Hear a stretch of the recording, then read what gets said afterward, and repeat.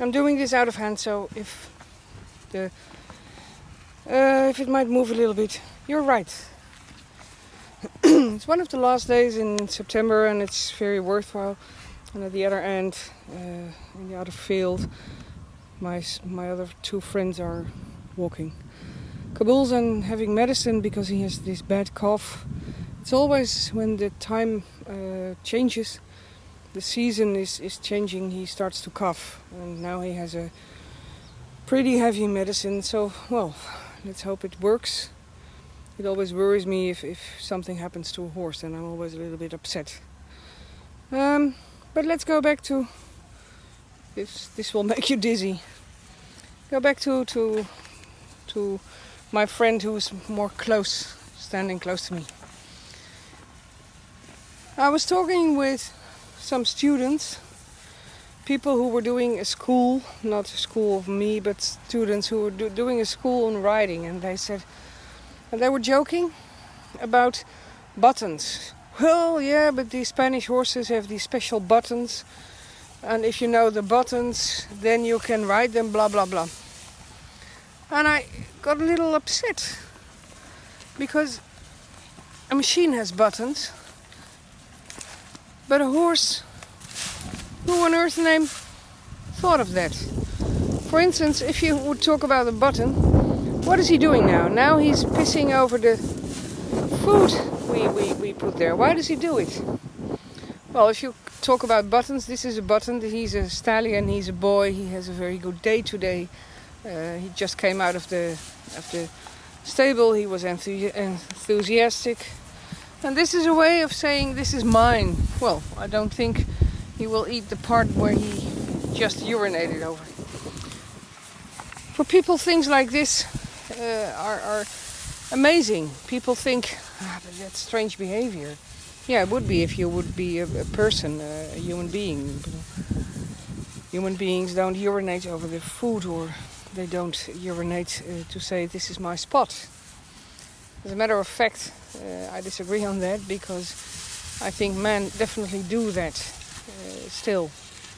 And farmers, they don't use the toilet, they use the land, the place where you live. Never mind, I wanted to talk about buttons. And if you think in terms of, I put the button on my horse, and if I push the right button, then he will do this or that, I think you miss the best part of being horse, and the best part of being horse is the horse itself. I know that if you drive a car, I also drive a car, and I'm not interested in knowing anything about the machine. If there's something wrong, I bring it to the garage, and I expect that the man of the garage knows what he's doing and will fix the car if something is wrong. Once a year they check this car, and then I can ride for a whole year, I suppose. I think. So, buttons, no. But, to me, those are all signals of people who are not aware yet of how horses work. That things are not about, and people use it a lot, dominance and thing. And I always say, don't take this very seriously. Oh yeah, I do take it serious. I always say, people who are talking about dominance are afraid.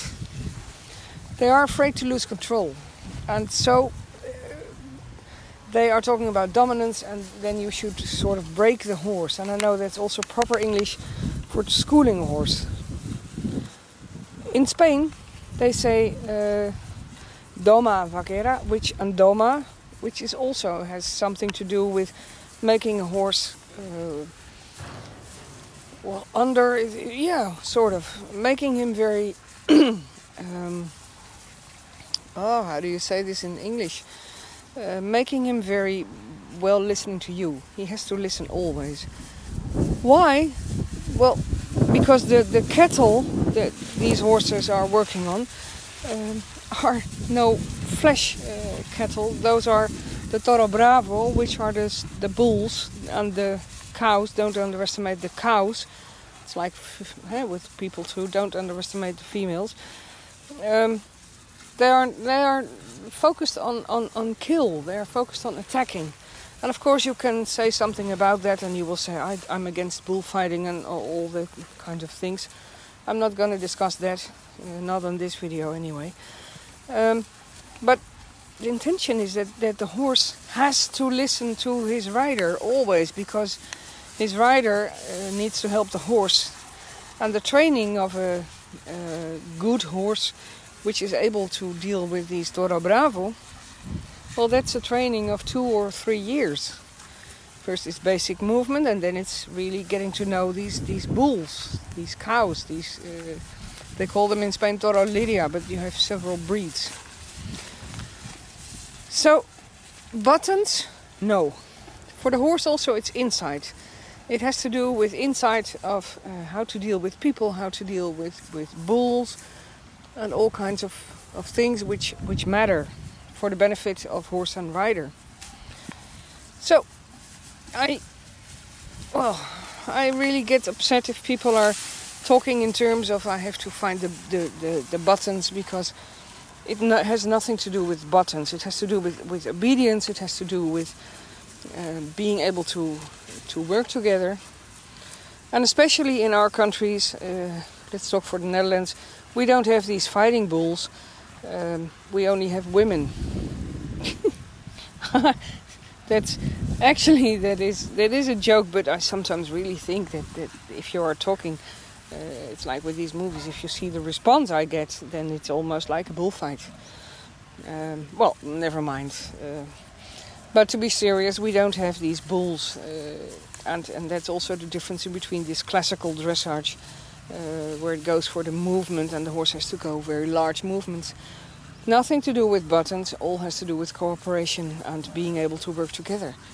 To work with a horse, to work, to let the horse do what you want. And the proper word I just found, it's in I think it's in Spanish the same as it is in English. It's submission. Submission in Spanish and submission. And that is very true. But submission perhaps is, to me at least, it's a wrong chosen word. To me it's cooperation. And I'm not going to bother about this dominance theories of people who say, but my horse is dominant. No, any horse which has a lack of understanding humans is finding solutions for the problems that his human being has caused. And that's quite a different way of looking at things. No horse is dominant. People are dominant, and especially if you look around you, you will see the fences, and at this moment there's no electric on, but still the horses stay here. Why do they stay here without the electric? Because they are adapted. They know where we are, they know where to live, their program is clear, so they're calm. Yesterday, for instance, when the vet came for Kabul, I had to keep Kabul near the house, more near the house. And this guy, the one who we're looking at, was nervous because he sees Kabul as his big example. And he was nervous because Kabul was not on the right place. He was standing right in front, there near the stables. So it wasn't very far away, but he was totally confused, upset, angry, galloping, walking around, even left his food, didn't eat. This is the stuff my husband cuts. I don't know the word in English, but they like it. Well, you can see that they like it.